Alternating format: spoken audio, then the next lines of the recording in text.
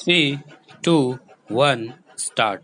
So far as the finding on the point of recording of the dying declaration of the deceased is concerned, it is evident that no certificate was issued by the doctor before recording of the dying declaration regarding the physical and mental condition of the deceased. Full stop.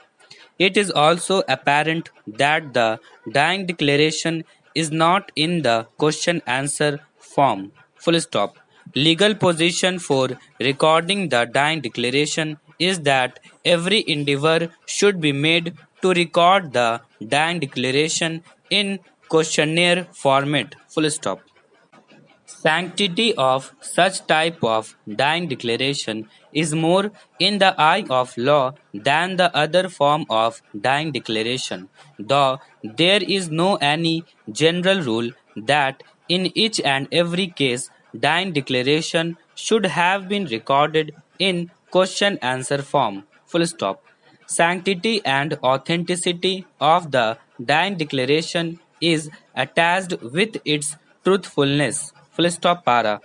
In the present matter, admittedly, the deceased in her dying declaration did not disclose any fact regarding dowry demand, cruelty, and harassment extended on account of demand of dowry. Full stop.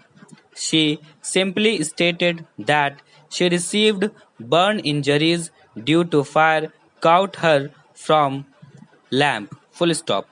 If the last line of the dying declaration is minutely analyzed in context with the other facts and circumstances of the case and also with the sale deed said to have been executed in favor of the daughters of the deceased, dying declaration becomes suspicious document. Full stop.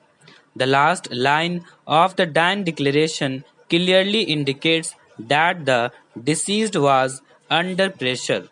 Full stop.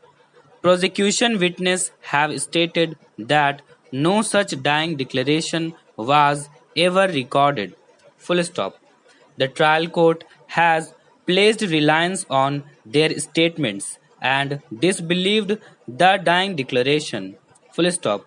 If, for the sake of argument, the defense version be taken into consideration that a dying declaration of the deceased was recorded, then also, for the reasons mentioned above, the dying declaration appears to be a suspicious document. Full stop.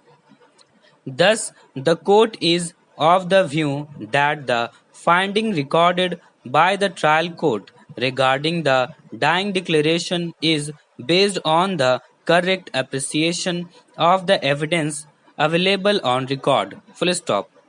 No interference is required by this court in the said finding. Full stop. As far as the letters said to have been written by the deceased and referred to by the appellants to establish the conduct of the deceased are concerned. Admittedly, two children were born out from the wedlock of the deceased and her husband. Full stop. Both are alive. Full stop. In this backdrop, it cannot be said that the deceased was annoyed with her husband. Therefore, she committed suicide. Full stop. The trial court has rightly rejected the contention of the appellants on this aspect. Full stop. No interference is required in the finding of the trial court on this issue also. Full stop.